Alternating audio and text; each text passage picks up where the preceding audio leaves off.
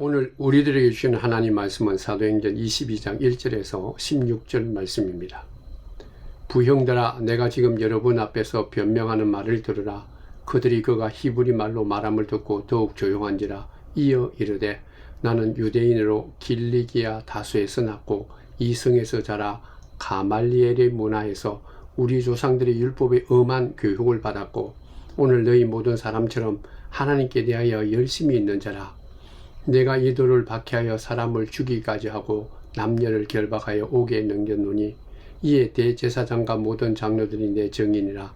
또 내가 그들에게서 다메섹 형제들에게 가는 공문을 받아가지고 거기 있는 자들도 결박하여 예루살렘으로 끌어다가 형벌받게 하려고 가더니 가는 중 다메섹에 가까이 갔을 때 오중쯤 되어 호련히 하늘로부터 큰 빛이 나를 둘러 비치매 내가 땅에 엎드려져 들으니 소리서 이르되, 사울아 사울아 내가 왜 나를 박해하느냐 하시거늘 내가 대답하되, 주님 누구시니까 하니 이르시되, 나는 네가 박해하는 나사렛 예수라 하시더라. 나와 함께 있는 사람들이 빛은 보면서도 나에게 말씀하시는 이의 소리는 듣지 못하더라. 내가 이르되, 주님 무엇을 하리이까? 주께서 이르시되, 일어나 다메섹으로 들어가라. 내가 해야 할 모든 것을 거기서 누가 이르리라 하시거늘 나는 그 빛의 광채로 말미암아 볼 수 없게 되었으므로 나와 함께 있는 사람들의 손에 끌려 다메섹에 들어가노라. 율법에 따라 경건한 사람으로 거기 사는 모든 유대인들에게 칭찬을 받는 아나니아라 하는 이가 내게 와 곁에 서서 말하되, 형제 사울아 다시 보라 하거늘 즉시 그를 쳐다보았느라. 그가 또 이르되, 우리 조상들이 하나님이 너를 택하여 너로 하여금 자기 뜻을 알게 하시며 그 의인을 보게 하시고 그 입에서 나오는 음성을 듣게 하셨으니 내가 그를 위하여 모든 사람 앞에서 내가 보고 들은 것에 증인이 되리라. 이제는 왜 주저하느냐? 일어나 주의 이름을 불러 세례를 받고 너희 죄를 씻으라 하더라. 아멘.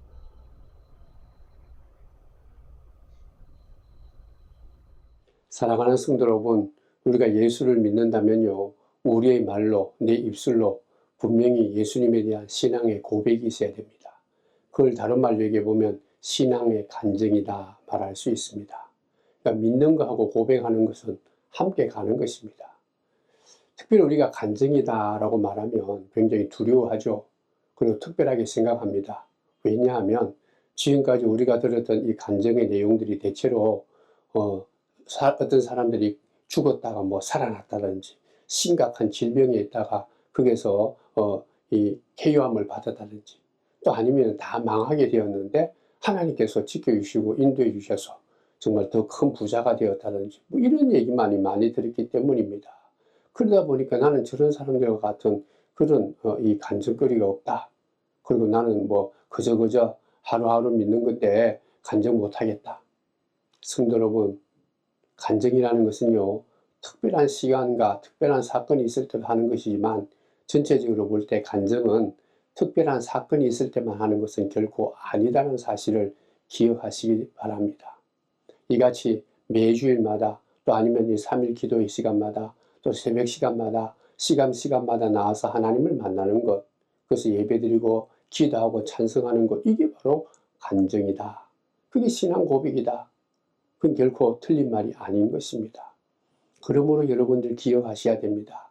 간증의 핵심이 뭘까요?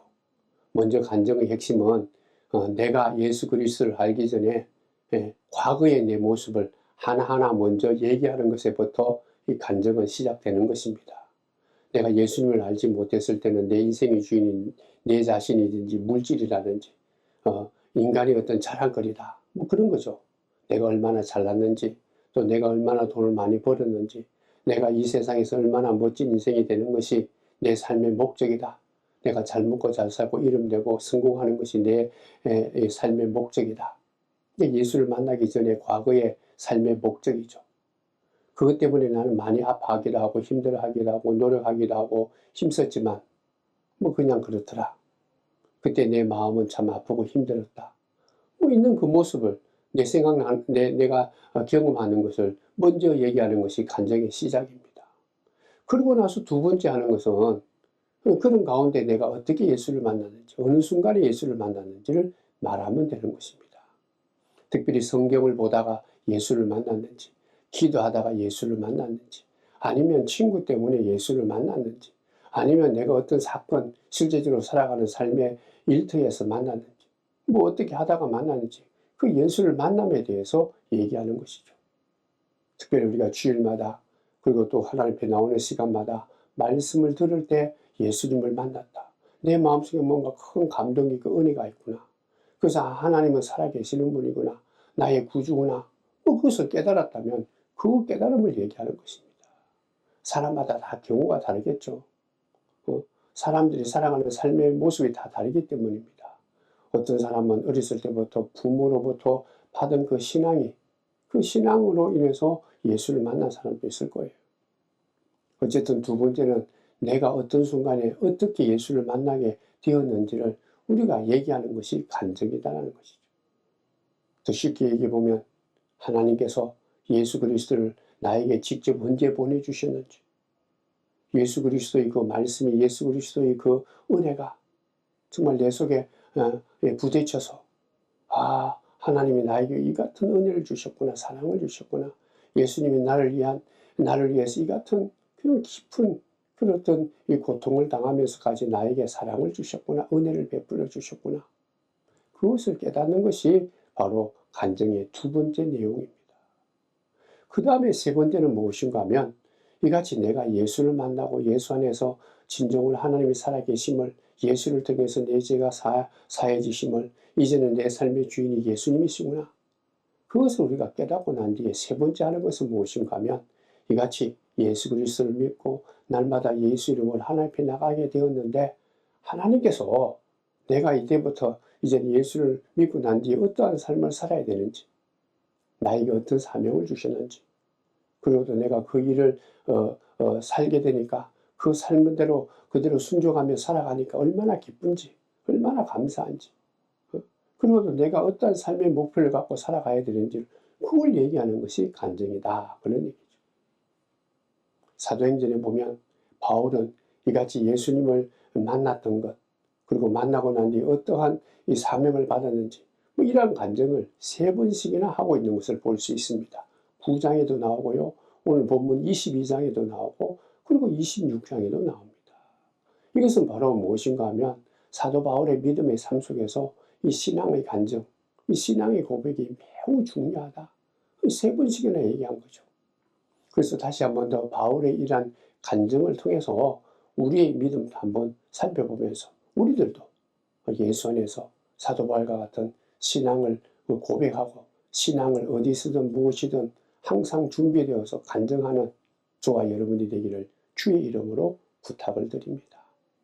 오늘 본문에 보면 사도 바울이 이같이 자기 신앙을 고백하기 전에, 간증하기 전에 21장 우리가 지난주 살펴보았는데요. 이 사도 바울은 자기 동족 유대인들에게 얻어맞았습니다. 그리고 피를 흘렸죠. 제대로 일어나지 못하고 억지로 끌려갔습니다. 그런 좀 억울한 가운데서도 사도 바울의 마음속에는 큰 열망, 목적이 있었죠. 내가 믿은 이 예수 그리스도를 어떻게 하든지 간에 우리 민족에게 내가 보여주고 싶다. 가르쳐주고 싶다. 이 복음의 능력이 나를 어떻게 변화시켰는지, 이 복음의 능력만이 우리가 살 길이다라는 것을 내가 꼭 보여주고 싶다라는 그 열망이 바울에게는 있었다는 것이죠. 우리가 믿는 예수님이 얼마나 소중하고 귀한 분인지, 자기가 이 예수를 만난 이 예수님이 얼마나 우리들에게 귀한 은혜를 주시고 사랑을 주시는지, 자기 동족들에게, 자기 유대인들에게, 백성들에게, 아직까지 유대교만 알지 이 율법만 안다라고 얘기하는 저 유대인들에게, 예수님을 알지 못하는 그들에게 어떻게 하든지 간에 자기가 뭐 많은 고초를 당하고 억울함을 당하고 힘든 가운데 있더라도 그들에게 증거하고 싶다는 그 열망이죠. 분명히 이 복음, 예수의 복음이 증거되면 그들도 나처럼 예수 안에서 하나님의 복을 누리고, 예수 안에서 새롭게 변화되어서 하나님께 영광을 돌리는 가장 복된 삶을 산다. 그걸 보여주고 가르쳐주고 싶다라는 것이죠. 여기서 또 하나 신앙 간증이란 뭔가 주관적이다라는 것을 우리는 또 알아야 됩니다. 기독교 믿음에는 두 가지가 있습니다. 굉장히 중요한 건데 객관성과 주관성입니다.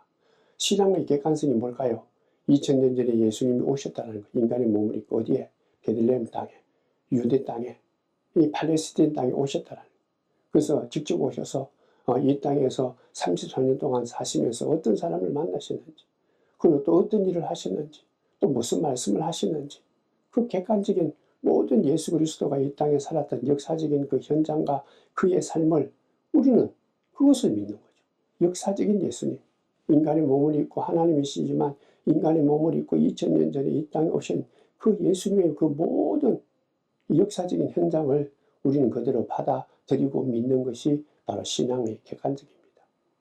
만약에 그러한 이 땅에 오신 예수님, 역사적인 예수님, 객관적인 예수님이 없었다면 우리는 그저 거짓부랭이 같은 허상을 붙들고 이게 진리다, 그렇게 우리가 믿고 살아가는 거죠.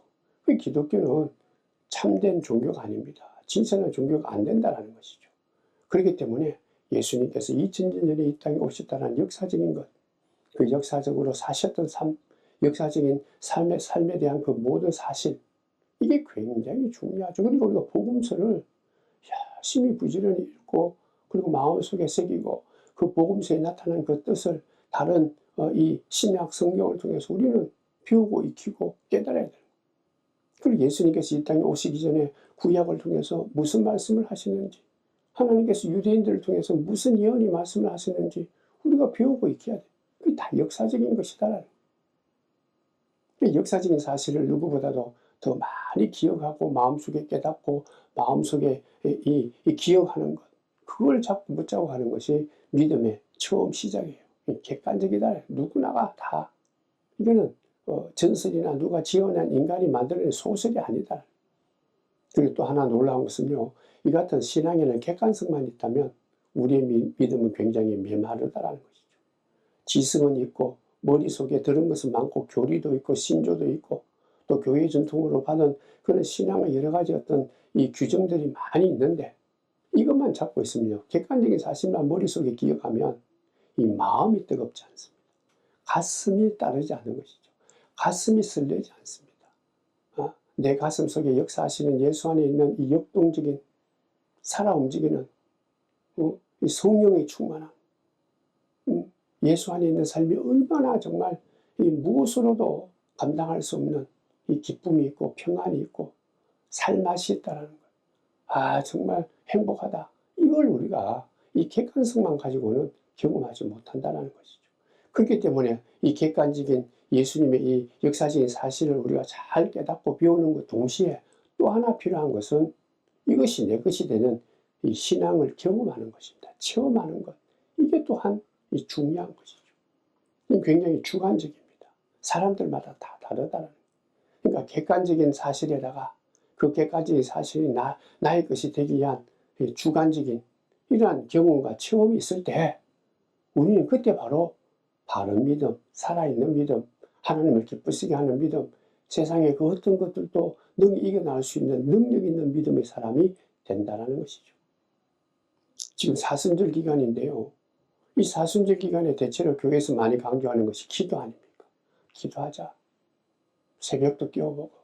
또 하나는 성경을 읽자라는 거예요. 그동안 잘 못 읽었으니까 읽는다 해도 우리가 잘 못 읽으니까 이 사순절 기간에 좀 시간을 내고 힘을 들여서 한번 읽어보자. 그리고 더욱더 중요한 것은 금식 기도도 해보자. 이 사순절 기간에 특별히 고난주간에 금식을 많이 강조하지 않습니까? 하루라도 해보라. 3일 하면 더 좋다. 일주일 내내 하면 좋겠다. 내가 갖고 있는 이 인생의 이 모든 근심, 걱정, 염려, 내 미래가 어떻게 될까 염려하는 이 모든 것들을 위해서 우리가 그저 금식하면서 말씀도 열심히 읽고 그리고 또 엎드려 기도하면서 하나님하고 한번 교제해봐라. 하나님과 깊은 씨름을 해봐라. 그렇게 많이 강조하죠. 성도 여러분, 이게 바로 신앙의 주관적인 삶의 주관적인 경험을 하기 위한 하나의 방법입니다. 우리가 일상적인 삶, 그저 먹고 마시고 일하고 내가 일상적인 삶을 다 살다가는 우리가 깊은 하나님과의 만남, 이 주관적인 이 경험을 하기가 그렇게 쉽지 않다는, 어렵다는 것이죠. 영적인 것이 묻어있겠죠. 아무래도 세상적인 것들에 마음을 많이 두기 때문입니다. 그러므로 영적인 것을 회복하고 우리가 날마다 우리에게 새롭게 허락하시는 하나님의 그 귀한 영적인 살아있음을 내가 경험하려면요, 좀 시간을 내어서 금식도 해보고, 또 그리고 우리가 구별해서 기도도 해봐요. 그리고 아침에 시작할 때마다 성경을 읽어요.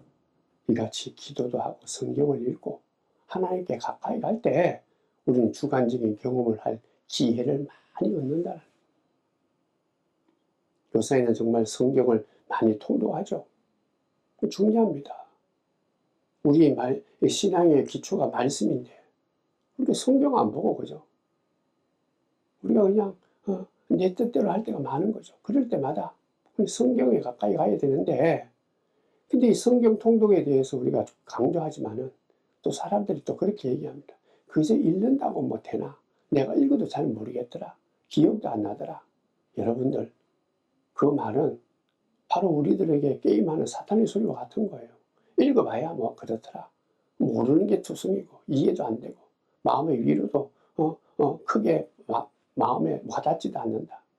성도 여러분, 그러나 한 가지, 여러분들이 이 사순절 기간에 마태복음이라도 복음서라도 사복음서라도 처음부터 끝까지 읽다 보면 그 읽는 가운데 정말 우리가 세상에서 얻을 수 없는 이때까지 누리지 못했던 마음의 평안과 기쁨을 하나님께서 주신다는 거예요.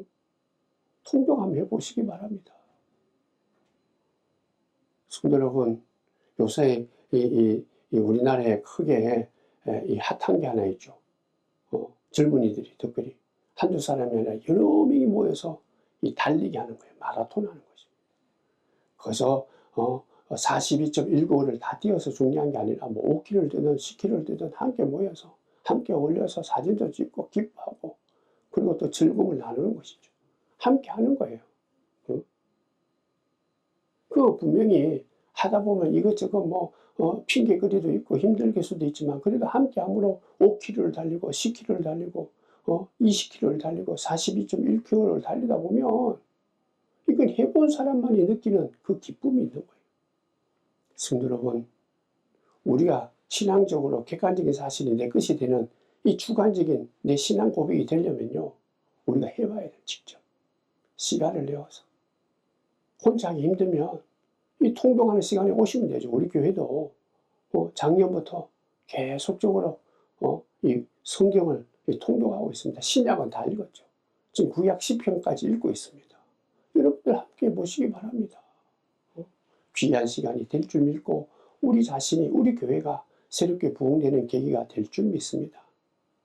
여러분들 남산에 올라가서 서울을 보면 다 볼 수는 있죠. 그러나 그 가운데 뭐 강이든지 건물이든지 많이 숲이든지 그 중에 내 눈에 확 들어오는 것이 있지 않습니까? 여러분들 통독을 무시하면 안 돼요. 우리가 창세기부터 요한계시록까지 쭉 읽다 보면 그 읽는 가운데 우뚝우뚝 서 있는 하나님의 말씀, 신앙의 사람들, 그것들이 어떤 경우에는 팍팍 내 속에 들어올 때가 있는 거예요. 그때 그것이 바로 우리들에게 주시는 하나님의 말씀입니다. 주관적인 하나님의 사랑을 깨닫는 계기다라는 것이죠. 내 것이 되는 경험입니다. 그러므로 사랑하는 성도 여러분, 우리가 성경을 통독하든지 아니면 시간을 구별해서 이 기도를 하든지 우리가 하나님과 가까이 하는 교제하는 시간이 필요한 거예요. 필요하면 이것을 하지 아니하면 주관적인 경험을 하는 것이 결코 쉬운 것이 아닙니다. 여러분들 누군가를 사랑하게 되면 늘 보고 싶죠. 어제도 만나도 오늘도 만나고 싶고 또 할 얘기가 얼마나 많은지요.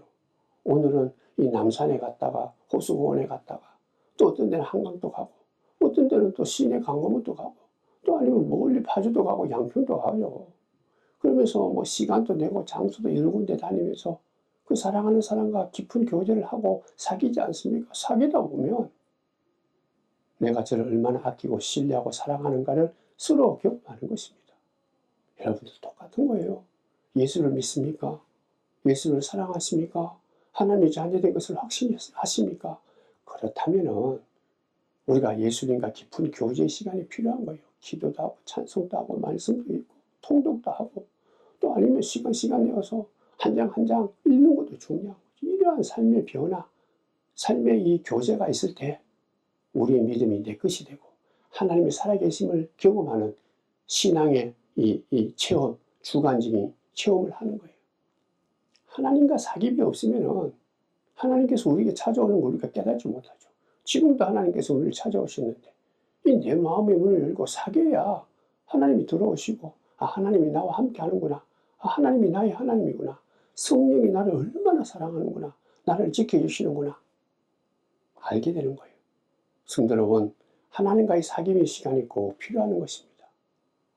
근데 이 사귐의 시간을 하려고 하면 꼭 방해가 있죠. 핑계가 나타납니다.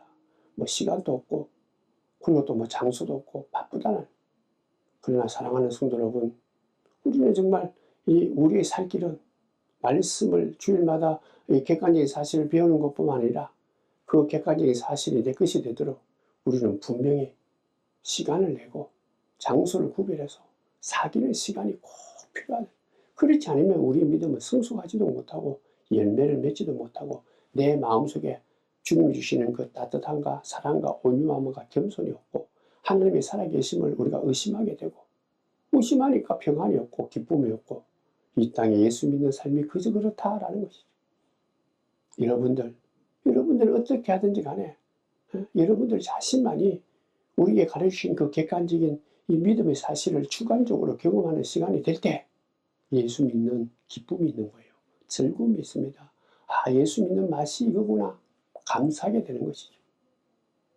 성경에 보면 예수 믿는 것이 가장 기본이 뭐가 사랑이다 그랬습니다.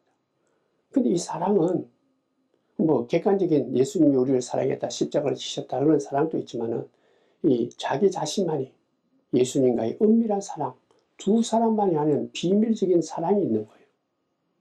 하나님과의 관계도 이 같은 사랑의 비밀이 있는 거예요. 누군가에게는 다 하나의 비밀이 있다고 그러죠. 사랑하는 사람들 마음속에는 자기들끼리 공유하는, 자기들끼리 아는 그런 사랑의 어떤 추억과 그런 이 비밀이 있지 않습니까? 우리들도 이같이 다른 사람이 받았던, 다른 사람이 경험했던 사랑이 아니라 내가 받았던 경험이에요. 내가 마음속에 새겼던 그 사랑, 예수님이 얼마나 나를 사랑하는지, 하나님이 나를 귀하게 여기는지 그 개인적인 은밀한 비밀한 그 경험, 사랑이 필요하다. 그렇게 되면 그 사랑 때문에 우리는 주눅들지 않습니다. 결국 어떠한 어려움이 오더라도 넘어질정 우리가 완전히 주저앉지 않게 넘어지면 일어서면 되는 거죠. 왜? 하나님의 사랑이 나를 일어서게 하는 거예요. 하나님의 사랑이 나를 기쁘게 하게 돼요. 하나님의 사랑이 이 세상에 그 어떤 것도 두려워하지 않고 용감하게 나가게 하게 되문이죠. 사랑의 이 추억, 사랑의 기쁨, 사랑의 고백이기 때문입니다. 그러므로 사랑하는 성도 여러분, 믿음이 뭘까요?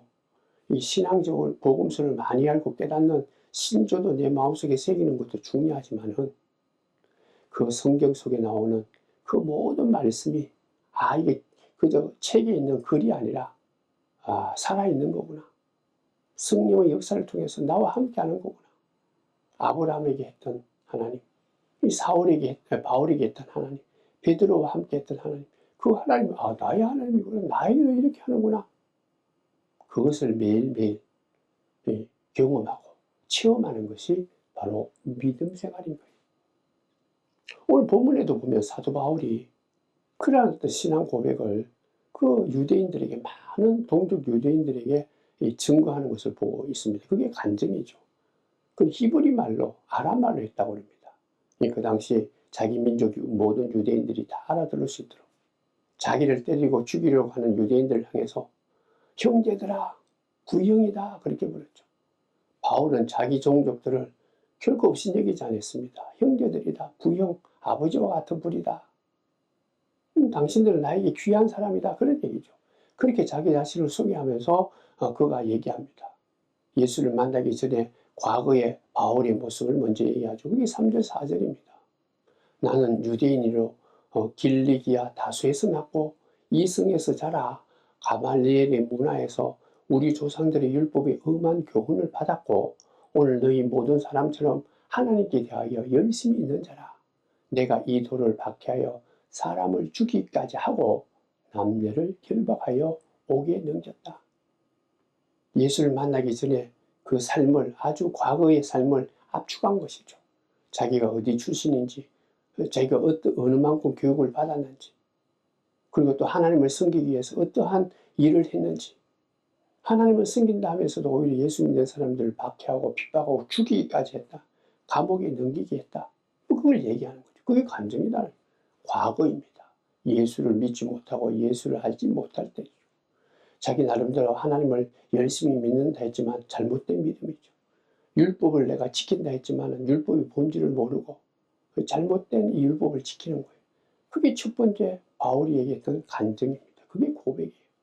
그러다가 6절, 7절, 8절에 보면 그같이 잘못된 믿음을 갖고 잘못된 열심을 갖고 살아가는 그에게 예수님이 오시고 예수님을 만났다. 그게 6절, 7절, 8절이에요.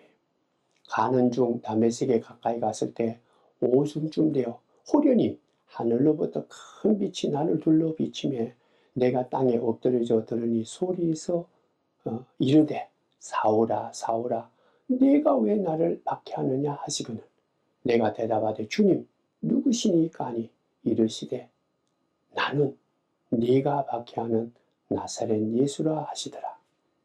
바울은 하나님께로부터 내려오는 빛과 소리를 들었다.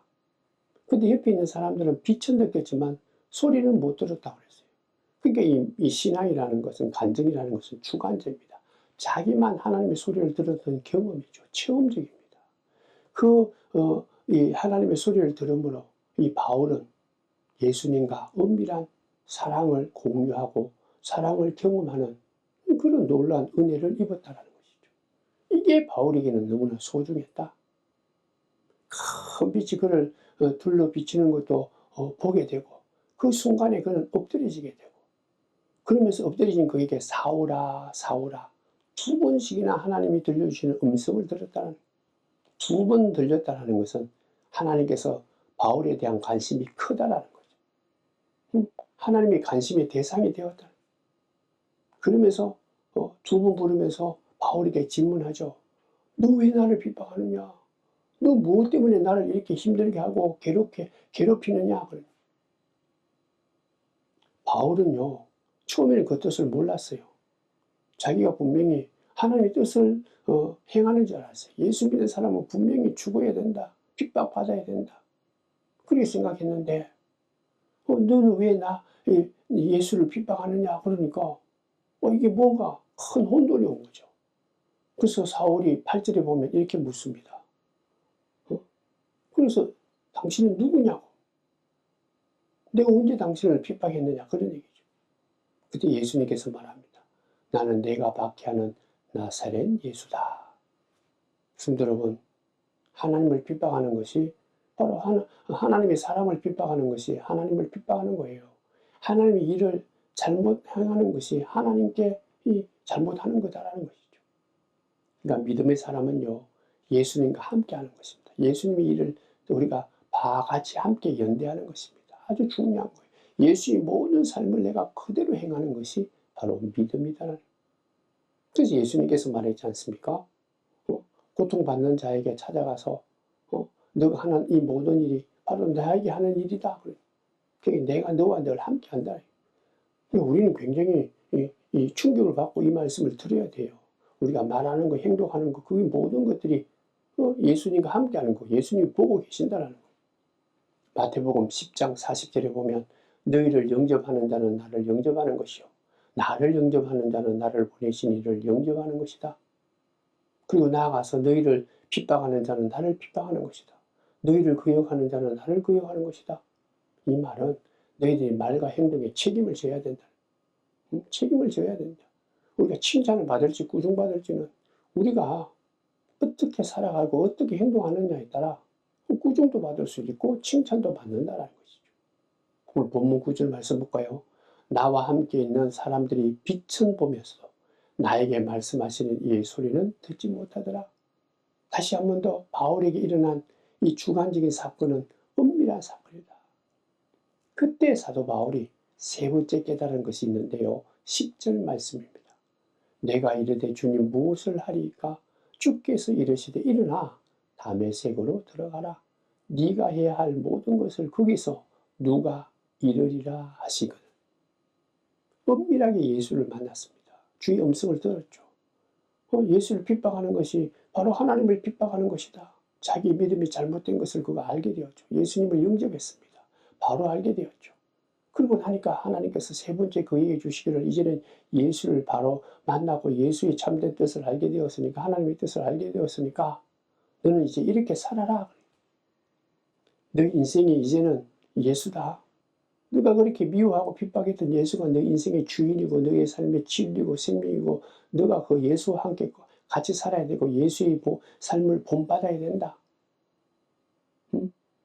그렇기 때문에 너는 예수를 위해서 예수와 함께 너의 삶을 살아야 된다. 사명을 깨달은 거죠. 네가 예수를 모를 때는 다메섹에 있는 예수 믿는 사람을 핍박하려고 들어갔지만 이제는 예수를 알게 되었지 않느냐. 예수를 은밀하게 경험했지 않느냐. 그리고 하나님의 음성까지 들었지 않느냐. 그러므로 이제부터 너는 새로운 삶을 살아야 된다. 너에게 새로운 삶의 소명이 있다. 그런데 이 새로운 삶을 살기 위해서 하나님께서 바울에게 아주 귀한 사람을 그에게 선생님으로 보여주시죠. 붙여주십니다. 만나게 합니다. 12절이죠. 율법에 따라 경건한 사람으로 거기 사는 모든 유대인들에게 칭찬을 듣는 아나니아라 하는 이가 이 아나니아를 만나게 해주는 거죠. 하나님께서 사울을 위해서 준비시킨 거예요. 여러분들 기도하셔야 됩니다. 내가 믿음의 길을 걸어가는데 이같이 귀한 믿음의 영적인 사람, 영적인 귀한 분들 만나도록 기도해야 돼요. 그게 축복이에요. 사울은 다메섹으로 가는 도중에 그가 잘못 알고 핍박했던 예수님을 진정으로 만났죠. 경험했습니다. 그러니까 하나님에 대한 것을 바로 알고 하나님의 참뜻을 알게 되었죠. 하나님까지 만난 거예요. 그리고 나니까 하나님께서는 그에게 그가 어떻게 살아가야 되는 것을 가르치는 사람까지, 믿음의 사람까지 그가 만나게 해주신 거예요. 붙여주신 거예요. 그를 지도할 수 있는 영적인 선생님을 사울에게 준 거예요. 그는 오늘 말씀했듯이 아나니아는 귀한 사람, 경건한 사람, 유대인들에게 칭찬을 받는 아주 훌륭한 인물이었습니다. 그가 이 13절과 15절에 이렇게 말합니다. 내게 와 곁에 서서 말하되 형제 사오라 다시 보라 하거늘 즉시 그를 쳐다보았노라.